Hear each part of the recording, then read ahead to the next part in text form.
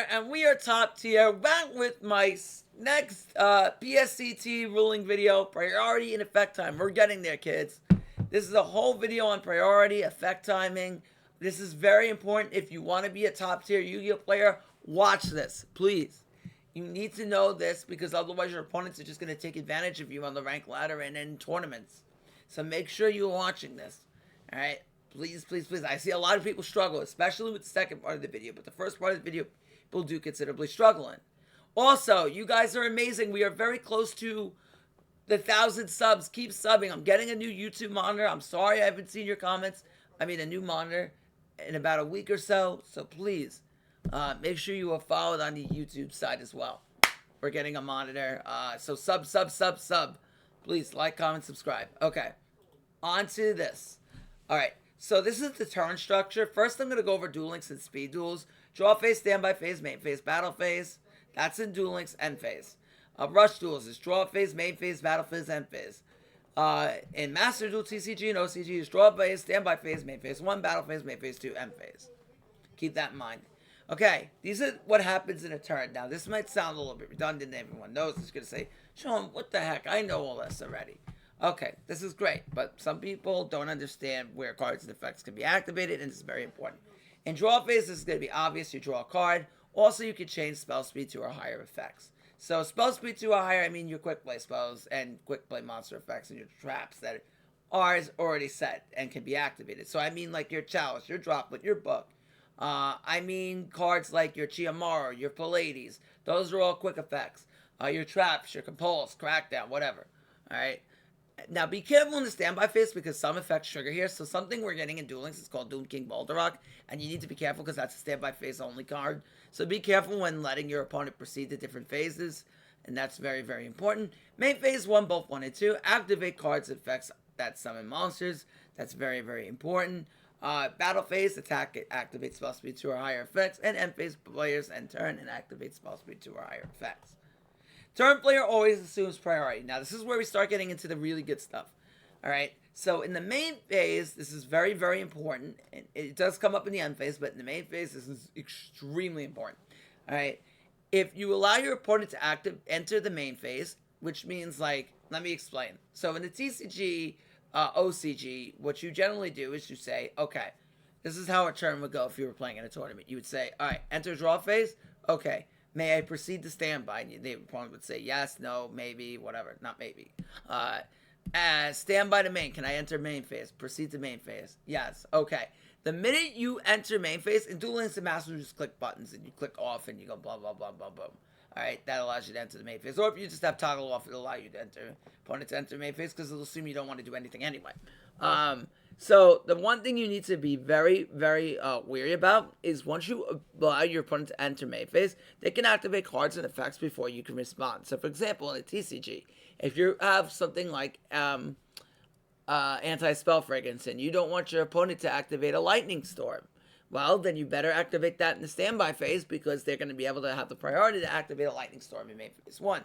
In Duel Links, let's say you have Call the Haunted. You don't want your opponent to activate a monster effect like a I don't know, like normal summoning a Squire or something.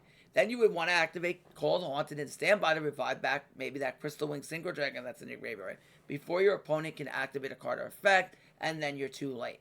So that's very, very important. On the summon, the turn player has priority to activate quick effects before your opponent can respond. Okay, this is very important. So, like, let's say you summon a Rapachiamara, right? Your opponent does. Summons Rapachiamara. They can activate the quick effect of Chiamara before you can even respond with a trap. Summoning a monster does not start a chain. Everyone thinks that it does. They go, oh yeah, I chained my trap ball. No, that's not correct. You cannot chain your warning point to a Chiamara's summon directly. Your opponent has the ability to activate quick effects because they still have priority, and a lot of people do not understand this.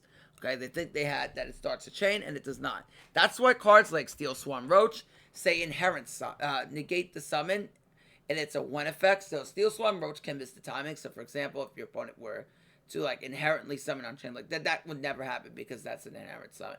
But it technically could miss the timing. Because it has a win clause. But it's not. That's not relevant here. What's relevant here is that that's why certain cards have an inherent summoning clause, because they do not start chain. Summons that don't summon by effects don't start a chain. Alright, so to go over it one more time so I don't confuse everyone. Summons that do not summon by effect do not start a chain. So cards like Cyber Dragon, Dark Arm Dragon, Judgment Dragon, those cards do not start a chain. Any of the Envoy of the Beginning does not start a chain. Okay, Ritual Summoning starts a chain. That summons by card effect. Okay, even if you play BLS, if you activate Super Soldier Ritual or whatever the heck it is in the graveyard, that starts a chain. That's a card effect. If you activate something like Onslaught of the Fire Kings, that starts a chain. That's a card effect. If your opponent activates Farfether the Burning Abyss, that's a card effect. That starts a chain. So stuff like that starts a chain. But anytime that they would just like hard summon a monster, hard special summon, pendulum summon, exceed summon, synchro summon, those are not going to start chains. So very important. So when your opponent is not starting a chain and they can normal summon a monster, they have the priority to activate effects. Okay, so be very careful about that. Alright, so there's a clear example, and I think this is a really, really good one, and I think I want you guys to kind of, I can go back. Alright, let me see if I can get this thing off of the screen here, because it's annoying me. Okay. Alright, so turn player 1, normal summon to S-Force Rapper Chiamara. Now has the priority to activate Rapper Chiamara's effect before the opponent can respond. So the minute you summon a monster, this works for Exciton Knight too, because that's a quick effect. Alright, let's say I make Exciton Knight, right? And I'm playing Gandorcus. I summon out my gold gadget, I go into my silver gadget, I make my Exciton. Okay, what happens at that point? Now, I know I have a different scenario on the screen. What do you think happens? I'm going to give you a second. Think about it. Okay, 5 seconds are up. I gave you an extra 4. So basically what will happen is Exciton will have the priority to activate first before your opponent can do anything. Now, this is relevant in the Trickstar matchup if you're a 5-head players. For the 5-head players who are out there, this is very important because you have the priority to activate first. Now, you're probably going to say, who cares? Well, you will care because this comes down to deck knowledge and knowing the deck builds. Now, you know Trickstars, they play White Princess, right? And they play cards, certainly like Warning Point. And then, again, I'm going to have a new video on this. It's called Reading Delays. That's going to come out next. However, what's very important here is if you know they don't have a Warning Point or you don't want to gambage on it, what's very important is, like I said, if you think that they don't have a Warning Point, you activate Exciton immediately. And you may say, what's the difference if I wait? Well, the difference is that if you activate it immediately, your opponent cannot respond to something like a White Princess. Now, remember, if you read the card effect of Evil Swarm Exciton Knight, that destroys every card on the field if your opponent, except for Exciton, if your opponent controls more cards in field and in hand than you do. So, if they discard that White Princess, now they have one less card, and now your Exciton may not be able to blow up the field. However, because you activated your Chiamaro using your priority, your quick effect priority, you are allowed to activate that card before your opponent can discard the White Princess, henceforth destroying all cards in the field. Now, is there a downside to acting? You're probably saying, why wouldn't I just activate early? And we're going to get to that in a second. Okay? This is about making smart plays, and this is why I say you have to watch this. Now, very important, all right, here. That works in that scenario. However, there are a downside to activating early, and that is, what about Warning Point? What about cards that can respond? Well, let's take Chiaramaru, for example, and take Exciton. If I activate that early, then my opponent can respond to the summon. So after I say, okay, I'm done activating cards. Now, I could chain multiple cards here. I could activate that, chain a lance, and have a fun time just chaining multiple cards and effects. However, after I do this, after I say I'm done chaining cards and effects that include the cards on summon that I want to summon, and cards in hand, then my opponent has the ability to respond. So if I activated Chiaramaru Exciton early, my opponent can chain Warning Point. And if they do at that point, they will negate the summon, and they will not negate the summon, but negate the effects and get whatever trap card or quick play spell would be applied at that time. So I then my Warning Point would negate the Exciton Knight, and I won't be able to activate it. Then that Warning Point would also negate Chiaramaru's effect after it pitched for cost. Okay, so that's very, very important to understand. All right, so that's why in some cases you may not want to activate early. You got to depend on what your opponent does. Now, if you have something like Chiaramaru or an Exciton Knight and you think they have a warning point, then you don't want to activate, because then on summon, warning point is a non-summon effect. So if they activate warning point in response to your summon, then you can chain that Chiaramaru, and this is where a lot of people, I see this on the ladder all the time. When I play S-Force the Cog, this is what happens. Then you can chain Chio and banish and dodge the warning point, because warning point will lose its target. Henceforth, you get to summon a monster out of the deck, and your opponent just wasted a card into the Shadow Realm. Alright, don't do this. Know the card rulings, and this is how it works. The same thing for Exciton. If you're summoning Exciton Knight and your opponent chains warning point, before you activate the effect, you can chain Exciton and blow up the field. Okay, warning point will resolve at the end of that, but your Exciton will still nuke the field. Alright, so be very careful, and then your opponent will look like an idiot. Alright, in that case, though, like I said, there's nothing really your opponent can do, because, you know, Exciton just plays around that naturally, unless, you know, your opponent's a fool and activates the Exciton early, and then the warning point just negates it, right? So, you know, if you're smart, then you know how to use Exciton correctly and cards like that. Now, very, very important, back in the TCG in the older days, there used to be ignition priority. Ignition effects are effects that you activate that don't trigger simultaneously. I didn't make a slide for this, but we're going to go over this right now. Ignition effects are effects that activate by you igniting them. That's a really big example, but you having to activate them once their summon is successfully resolved. Not something where you can that triggers on summon or is a quick effect. It's something that you have to wait, the summon has to resolve, and then you activate the effect. So a common ignition effect would be something like Judgment Dragon, Dark-on Dragon. Those are ignition effects. Yeah, so those are the most common ignition effects that I can think of right off the bat. Something like Ancient Fairy Dragon to destroy a field spell in the field is an ignition effect. Okay, you know, then you have your trigger effects that activate right when that monster is summoned, or right when you send it to graveyard, you activate that effect immediately. That's a trigger effect. So cards like Tour Guide or any of the Burning Abysses when they hit the graveyard, those are all trigger effects. Okay, so if your opponent activates something like a Beatrice and sends a Farfetch'd to the graveyard. Now, this is another common ruling that I want to bring up. I didn't bring this up in the slide, but let's say, let me give you another example here. Let's, we'll get to that when we start talking more about effects, but we'll go on forward. Okay. Also, this is very important for all my Duel Links players out there. Skills also have the priority to activate at the start of the main phase, and they cannot be responded to. Be careful. If you give up your opponent okay to proceed to main phase, they can activate skills and you cannot respond. This is very important in Duel Links. This is insanely relevant.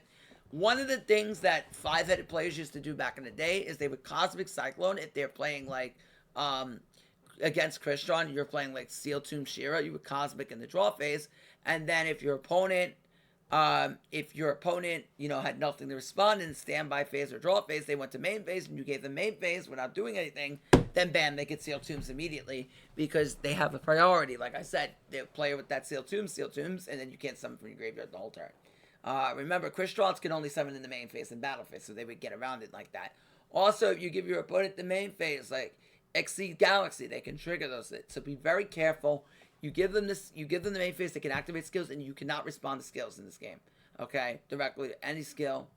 So, if a skill would summon from the graveyard, for example, Clearwing Acceleration, resummons Clearwing, you cannot DD Crow that Clearwing that summons from the graveyard, that summons via skill. So be very, very careful with that. Alright, now, this is the end phase rulings. This is what happens in the end phase. But this also occurs in any chain link that happens. Alright? This is how chaining occurs. Turn player has the turn player always is the top. Mandatory effects always go first. So it would be turn player mandatory, opponent's turn. Opponent would be mandatory. This is very important. Even if you are the turn player, they have a mandatory effect to activate. Your opponent will always chain link one. So if you don't have a mandatory effect and your opponent does, they're going to be chain link one. So be very careful with this. Something like Harpy's Hunting Ground will always be chain link one regardless. If you have two mandatory effects, then it will go back to turn player. But if your opponent has like a Harpy's Hunting Ground and you summon a Harpy Lady, they're going to be chain link one regardless. So be very careful with that. Alright, then it goes to turn player, optional effects, and opponents to optional effects. Okay, so the opponent always going second. Both agree to end phase and move on at that point. So this is specifically resulting in the end phase.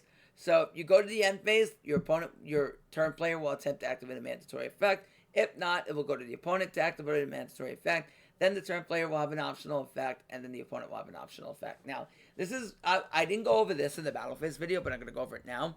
If you're playing the Tenyi mirror, this is very, very important. I know a lot of people mess this up, and they say, well, what about Shatana? How does Shatana work? Well, basically, what will happen is Shatana is a bit of a weird one. So if two Shatanas crash, there's two parts of the Shatana effect. That's to target the monsters in the graveyard, then summon them, and then pop the monster in the field. So what will happen is that, yes, if attacking Berserker will always have the advantage, or attacking Tenyi. The reason is if two Berserkers crash, your turn 1 player will activate their Shatana engrave, turn 2 will activate their Shatana. Now you may think, okay, what will happen? Why wouldn't I come out first? I would come out first, right? And then be able to pop the turn 1 monsters once it hits the field. And that couldn't be further from the truth. Because the first part of Shatana is to target the monster in the graveyard. The second part is both monsters will come out. So yours will come out first, because you'll be Chain Link 2. And then the player attacking will be Chain Link 1. And then what will happen is Chain Link 1 player will summon last, and then pop your monster. So be very, very careful. The attacking player always has the advantage, because Chain Link 2 will always summon first. So be very, very careful with that, okay, going to battle phase. But sometimes you don't want to be Chain Link 1, because Chain Link 2 might have the advantage. But in that case, you want to be Chain Link 1. You want to be the last thing that happens, because you want to be able to pop that Berserker on the field. So be very careful, okay?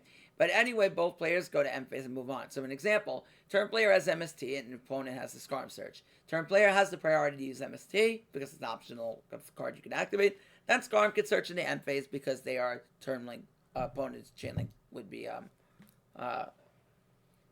able to activate their optional effects. So the turn player takes priority here. So you activate your MST, then your opponent would be able to Scarm Search in the end phase is the last thing to happen. This is kind of a really bad example because, like, you could MST once they Scarm Search. So, like, once they Scarm Search, it goes back to you to activate and then proceed to the end phase. So, like, that's kind of not the best example, but, you know, yeah. So, yeah. All right, moving on. Part 2, effect timing and building chains. All right, missing the timing when versus if. This is very, very important, and a lot of people do not understand this. This is missing the timing occurs when an optional effect preceding one occurs on Chain Link 2 or higher, or tries to resolve in the middle of another act card, essentially being the last thing to happen.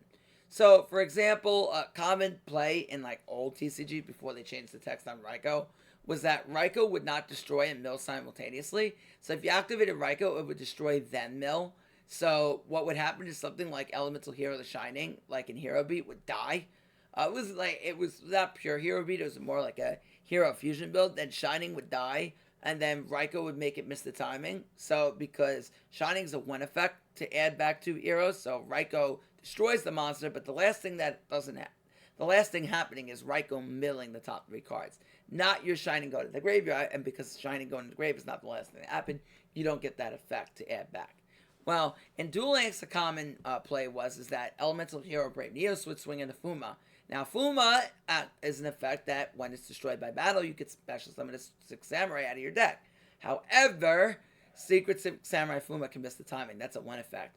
Brave Neos, the last thing to happen here is Brave Neos searching a Neo spell or trap. So, because it's the last thing to happen is searching a Neo spell or trap, Fuma misses the opportunity to summon out of the deck, hence missing the timing. So why is this the exception? Well, Yubel and Fire King Island is a totally different story.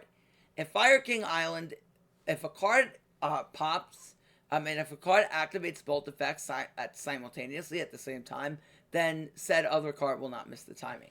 So, for example, Fire King Island destroys the Fire King in your hand, then adds the card to your hand. Not then, not and if you do, and if you do is fine, but not something where it's 2 different effects.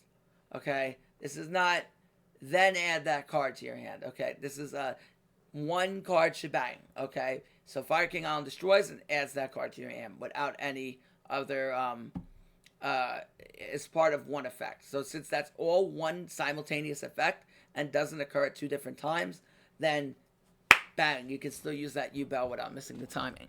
However, something with Yubel that would be What a smart player would do with Ubel is that back in the day they would activate like a treacherous trap while on Chain Link 2.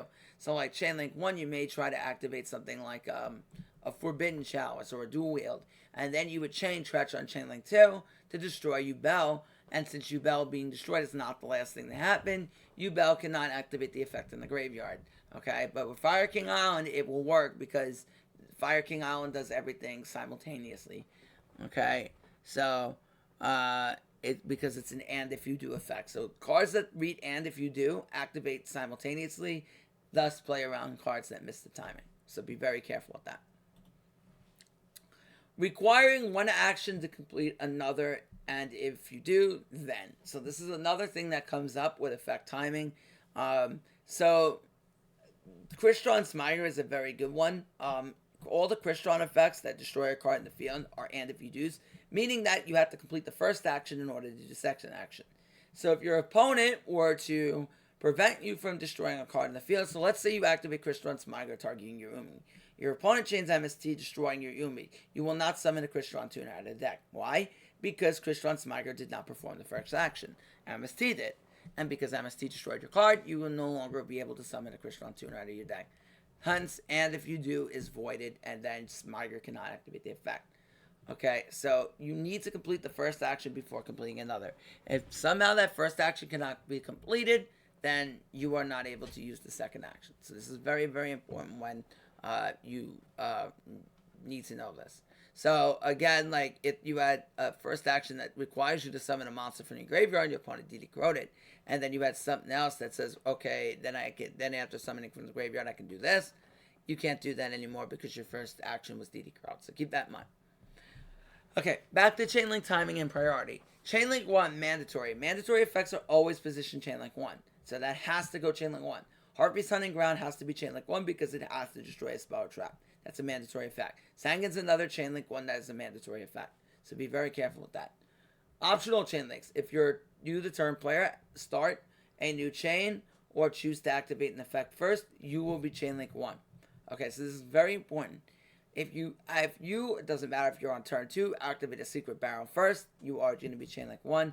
If you're the turn player and you activate Shield first, you will be Chain Link 1. This is going to be more common if you're the turn player because you're generally activating effects first, obviously, but, you know, keep that in mind. Thus, if two effects are activating simultaneously, opponent will be Chain Link 2. So if you're, let's say you mill out, your opponent activates something and you activate something, right? You're the turn player. Let's say you summon a monster, right? You activate Raiden's effect. Then your opponent chains Beatrice, right? They're going to be Chain Link 2. Okay? So keep that in mind. However, let's say if you mill off of Raiden and you hit something, right? You hit something. This is where separate Chain Links come into effect, and I want to bring this up. All right? So basically, let's say you mill a Fellas, right? And your opponent chains Beatrice and then mills out Farfa. What will happen is a separate Chain Link will build, and your Fellas will be Chain Link 1, and their Farfa will be Chain Link 2. Okay? And then your Fellas will come out last. So keep that in mind. Okay? So separate Chain Links, your opponent will be Chain Link 2, and you'll be Chain Link 1. Turn player will be Chain Link 1, your opponent will be Chain Link 2. So keep that in mind. When is this your friend? When do you ever want to be Chain Link 1? Well, chain blocking. Chain blocking occurs when two simultaneous trigger effects occur at the same time. When they are optional, you get to choose the order of effects activated. Warning! In Duel Links, Konami orders this for you. You got to be very careful.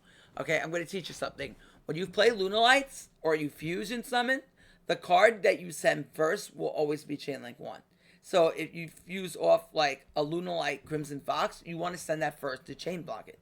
Because then it will resolve as Chain Link 1. So if you send like Fox Martin, that Fox will be Chain Link 1. And that Martin will be Chain Link 2. They cannot directly negate the Fox because you have two effects activated at the same time, and you've chosen Martin to activate second. However, with Liquid and Sunrise, the very unfortunate thing is it orders Liquid Chain Link 2, so you are forced to take the risk to draw into Miracle Fusion first before, Sunrise can search it for you. Normally, you want Sunrise Chain Link 2 so you don't draw into the Miracle Fusion and you search it first. However, that can happen. In Master Duel Adventure, Prank Kids took advantage of this. With Faithful Adventure, they would make Faithful Adventure Chain Link 2, and then summoning the Prank Kid Chain Link 1, so that way you can't ash the Prank. So be very, very careful. That was something that happened in Master Duel. Okay, in Master Duel TCG or OCG, you essentially chain block the effect. You do not want them to negate. For example, I mill Falfra and Alec at the same time. My opponent has a Crystal Wing Synchro Dragon in Master Duel TCG. We can change the order to make Falfra chain link 1, avoiding the negate. However, Duel Link, whatever you mill first is chain link 1. So if you hit Farfa plus an activatable BA, you can chain block. That's another thing. If you're milling cards and effects, whatever you mill first is chain link 1. So if you hit Farfa first and then mill an Alec, Farfa will go chain link 1 and Alec will go chain link 2, chain block in the Farfa. Not to mention you can negate with the Alec anyway, but that's just something you can do. When is this your enemy? All right, this is the last slide here. When is this your enemy? Okay. Now, this goes out to all the 5-head BA players out here who know this, but this is where knowing how separate chain links work. Now, if your opponent is playing S-Force, right, let's go into this, and I'll give you a clear example. If you activate Chiamaru, right, and they're a smart BA player, what they're going to do is, now, you summon Gravitino out, right, out of the deck, you say, okay, then your opponent will chain Beatrice, sending Alec. Now, you're going to say, why would they do this? They can't negate Chio.